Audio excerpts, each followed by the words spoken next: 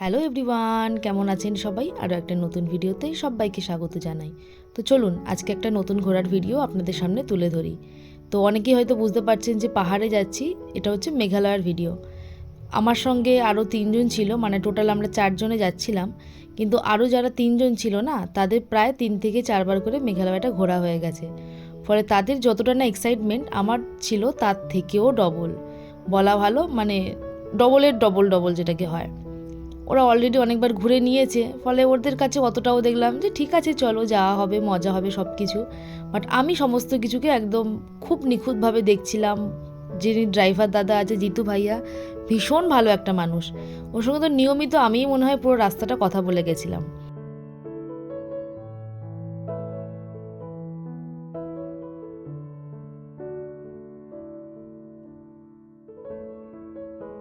এখন আমরা চলে এসেছি এইখানে ব্রেকফাস্ট করব বলে। আমরা তো মোটামুটি 4জনে যারা ছিলাম তাদের 2জনের মধ্যেই ব্রেকফাস্ট করে গিয়েছিলাম, কিন্তু অপর যে 2জন ছিল ওরা বোধহয় একটু তাড়াতাড়ি করে বেরিয়ে এসছে, না সময়ের অভাব হয়ে গেছিলো, তো সেই জন্য ব্রেকফাস্ট করে উঠতে পারেনি। তো আমরা বললাম তোমরা চা খাও, আমি আর চা খাবো না। আর এই জলের বোতলটা প্রথমে ভেবেছিলাম যে অ্যাজ দ্য সাপ্লিমেন্টারি হিসেবে হয়তো দিয়ে গেছে খেতে, কিন্তু ওই যে ট্যাগটা উল্টানো ছিল অতটা বুঝতে পারিনি। পরে যখন ট্যাগটা উল্টিয়ে দেখলাম 40 টাকা দাম, সামান্য একটা জলের বোতল, সেটাও এখানে 40 টাকা। তার মানে ওরা 3জনে ওই চা খাচ্ছিল আর সঙ্গে হয়তো একটু ডিম পাউরুটি নিয়েছিল। আমি আর কিছু না খেয়ে বাইরেটা এসে একটু দেখছিলাম ঘুরেটা। এই যে বাইরের যে লনটা আছে না, ভীষণ সুন্দর, বেশ বসার জায়গা, বেশ ভালোও লাগছিল।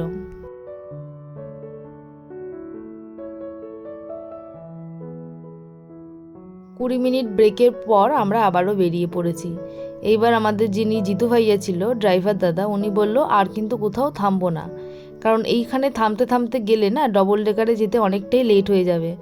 আর সেটা তো শুধুমাত্র আমরা যাব না, প্লাস আমরা ডবল ডেকারে ট্রেক করে গিয়ে আবার ফিরেও আসবো। তার ফলে বললাম যে আর কোথাও থামার দরকার নেই দাদা, এবার আপনি ডিরেক্টলি ডবল ডেকারেই চলুন। বললো যে ফার্স্টে মানে ডবল ডেকারের আগেই একটা হয়তো ভিউ পয়েন্ট আছে, সেটা হয়তো সম্ভবত আমরা 1 বা 2 মিনিটের জন্য দেখে নিতে পারি। কিন্তু সেইখানে গিয়ে মানে এই যে দেখুন, কিছুই দেখা যাচ্ছে না, ভিউ পয়েন্টের পুরোটাই মেঘে ঢেকে গেছে। আর ওইখানে একটা বাম্বি জাম্পিংয়ের স্টেশন ছিল, যেটা একদম মেঘে ঢাকা। সামান্য কিছুক্ষণ একটুখানির জন্য দেখা গেছিলো, তারপরে দেখলাম আবার জেকে সেই।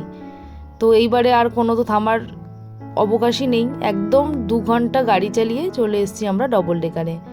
তো প্রথমেই ভাবছিলাম যে হ্যাঁ ঠিক আছে চলো, কোনো কষ্ট হবে না, যেভাবে হোক চলে যাব, চলেও আসবো। কিন্তু আলটিমেটলি 1 ঘন্টা হাঁটার পরে বুঝতে পেরেছিলাম যে আসল কষ্টটা কোথায়। কিন্তু যখন এইরকম একটা দৃশ্যের সাক্ষী হই না, সমস্ত কষ্ট যেন একদম নিমেষের মধ্যেই হাওয়া হয়ে যায়। আমরা সাধারণত কোথাও গেলে তার 1-2 দিন আগে কিছু ভিডিওস দেখি, কারোর থেকে রিভিউ নিই যে কেমন কি, কিন্তু এইখানে না আমরা একদম হুট করেই প্ল্যান করে বেরিয়ে এসেছিলাম। তার ফলে কোনো ভিডিও না, কোনো রিভিউ না, কিচ্ছু না। আমরা জাস্ট মনে হলো যে চলো একটা অ্যাডভেঞ্চার করা যাক, তো ঠিক আছে এইখানেই আসা যাক। কিন্তু আলটিমেটলি মনে হচ্ছে না একটু আমাদের প্রিপারেশন নিয়ে আসা উচিত ছিল। কিন্তু যেহেতু চলে এসেছি আর তো ফিরে যাওয়ার পথ নেই, তো চলো যাওয়া যাক।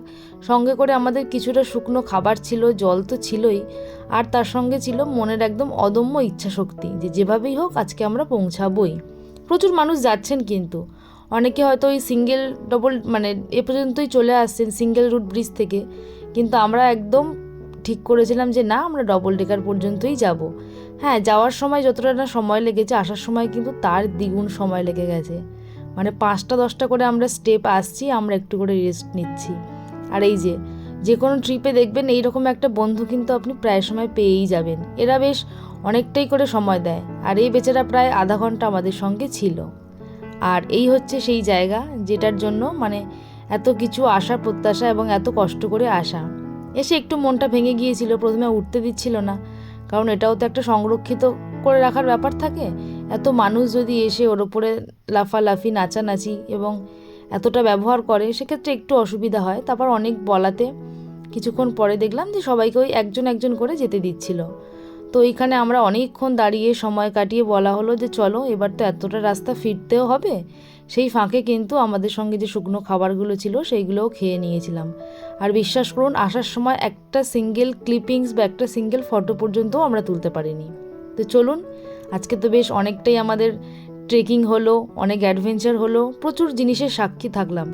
আর যতটা পেরেছি আপনাদের সামনেও তুলে ধরার চেষ্টা করেছি। জানি না কতটা ভালো লাগবে। তো চলুন, সবাই ভালো থাকবেন, সুস্থ থাকবেন, সাবধানে থাকবেন। দেখা হচ্ছে পরের ভিডিওতে।